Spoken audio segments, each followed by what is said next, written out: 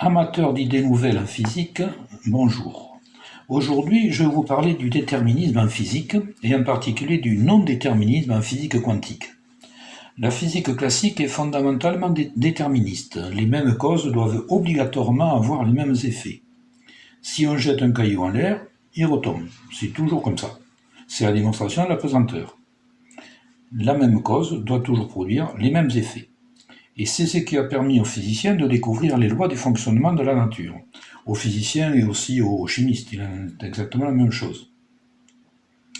Et les physiciens pensent qu'il n'en est pas de même en physique quantique, parce que les observations réalisées et les expériences effectuées amènent à des constatations différentes. Donc, ils ont fini par conclure que la physique quantique, elle, n'était pas déterministe.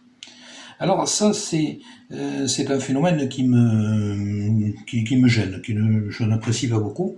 Je tiens à préciser d'ailleurs qu'Einstein était pensé comme moi, plutôt que je pense comme Einstein, pardon, puisqu'il disait Dieu ne joue pas au dé.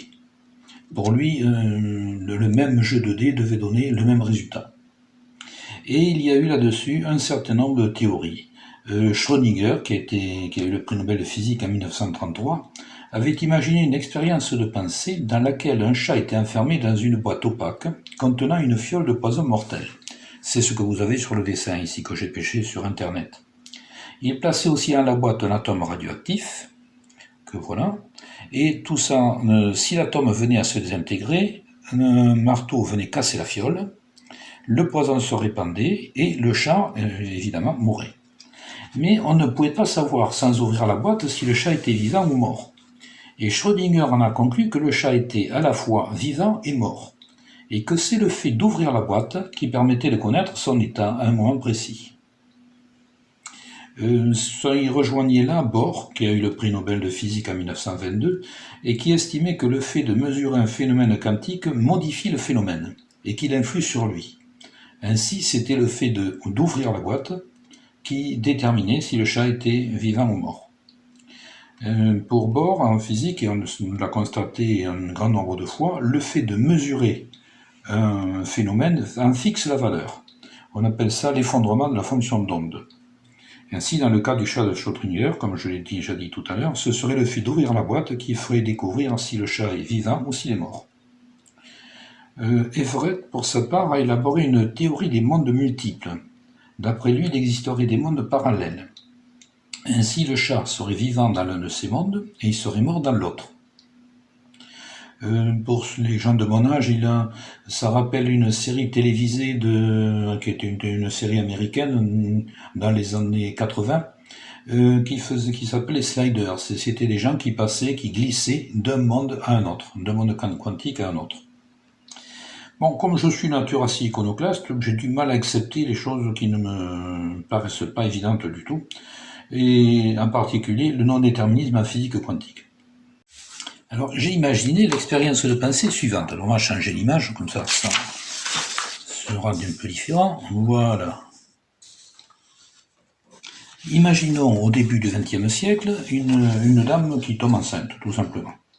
Et alors, on ne sait pas, parce qu'à l'époque, il n'y avait pas d'échographie, on n'avait pas de moyen de connaître le sexe du bébé avant la naissance. Donc, on ne le connaissait pas. Et imaginons à ce moment-là ce qu'auraient dit les physiciens en fonction des théories qui ont été évoluées et qui ont été élaborées pour la physique quantique. Alors, suivant Schrödinger, un physicien quantique aurait dit « l'enfant est à la fois fille et garçon, tant qu'il n'est pas né ». Suivant Everett, il aurait ajouté « il existe deux mondes parallèles. L'enfant est une fille dans l'un de ces mondes et un garçon dans l'autre ». Suivant Born, il aurait conclu que c'est la mesure du phénomène, donc le regard de l'accoucheur, qui, par la constatation du sexe du bébé, en fera une fille ou un garçon. Bon, nous savons maintenant que tout cela est faux, que le sexe de l'enfant est le résultat de processus biologiques parfaitement naturels et déterministes, et bien connus. C'est l'ignorance de ces processus qui pouvait amener à faire ces hypothèses. Et la question que je me pose, c'est est-ce qu'il n'en serait pas de même pour la physique quantique? Parce qu'après tout, il y a beaucoup de choses que nous ne connaissons pas à la matière. Alors voilà, c'est la question que je me pose, et je ferai d'autres vidéos à l'avenir pour donner encore mes idées là-dessus. Alors vous pouvez vous demander, qu'est-ce qui me permet de parler comme ça? Est-ce que je ne suis pas un peu arrogant, un peu prétentieux de me prétendre découvrir des choses pareilles? Alors, il est vrai que je suis autodidacte en la matière, enfin à partir d'un certain niveau. J'ai quand même eu un bac scientifique à une époque, je m'ai fait une prépa, mais c'était autre chose, c'était dans un autre domaine, pas moi, domaine scientifique. Donc je n'ai aucun titre en matière scientifique. En revanche, j'ai quand même une référence que je vais me permettre de vous dire ou de vous rappeler, parce que quelques-uns le savent peut-être. C'est que j'ai quand même trouvé là une démonstration du théorème de Fermat. Alors pour ceux qui ne savent pas, je vais rappeler ce que c'est. Fermat est un homme que j'aime beaucoup parce qu'il vivait près de l'endroit où je vis moi-même. Et il vivait au XVIIe siècle et c'était un génie. Il avait découvert beaucoup de choses. Il faisait du droit, de la physique, des mathématiques essentiellement, de l'optique. Il avait comme correspondant régulier Newton, Pascal, Descartes. C'était vraiment un personnage qui a quand même marqué l'histoire de la science, même s'il est relativement peu connu. Il a découvert en mathématiques un grand nombre de théorèmes, et comme il était un petit peu coquin, il ne donnait les théorèmes à ses correspondants, mais il ne donnait pas la démonstration. Ce qui fait que certains sont restés sans démonstration pendant longtemps. Le dernier qui était découvert a été découvert 40 ans après sa mort par Euler, on l'appelait le petit théorème.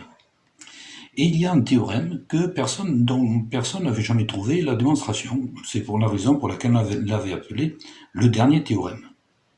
Alors, une démonstration a été fournie par un professeur de mathématiques d'Oxford, qui s'appelle Andrew Wallis, mais c'est une démonstration qui est très alambiquée, qui fait appel aux dernières découvertes en mathématiques. Et quand je dis qu'elle est très alambiquée, c'est qu'elle est très complexe, elle dure très longtemps. Quand il l'a exposée, il a fallu 3 jours. Mais on n'a jamais retrouvé la démonstration de Fermat, qui disait lui-même que c'était une démonstration, il l'a qualifiée de merveilleuse. Donc j'imagine ça veut dire simple, clair et incontestable. Et celle que j'ai trouvée, puisque je l'ai trouvée, prend 10 minutes pour l'exposer. Alors, vous pourrez la trouver, j'ai déjà exposé sur cette petite chaîne, sur ma petite chaîne YouTube. J'ai mis ici les références, vous pourrez la regarder. Vous pourrez la contester si ça vous intéresse, avec évidemment, il faut à ce moment-là avoir des arguments pour ça. Je suis à l'écoute de toutes les observations, mais bon, je m'y connais un petit peu en mathématiques quand même, je l'ai montré à un certain nombre de personnes.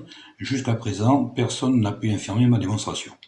Alors, je ne dis pas ça pour me vanter, mais je veux dire que j'ai quand même fait un petit exploit, j'ai quand même damé la pige là, des gens comme Newton ou Descartes. Bon, ils ont fait beaucoup d'autres choses, je ne me compare pas à eux, hein, ce n'est pas ça. Non, mes chevilles ne gonflent pas à ce point-là quand même. Je veux dire simplement que ça me donne peut-être un certain droit à la parole. Et c'est pourquoi je me permettrai de faire pendant quelque temps, du moins tant que j'aurai encore de l'inspiration, une vidéo chaque mois, que je publierai le 20 de chaque mois, voilà, et qui sera un petit peu le pendant de mes vidéos sur le Sudoku qui sont publiées le 10 de chaque mois. Je vous dis donc, si ça vous intéresse de les regarder, à la prochaine fois.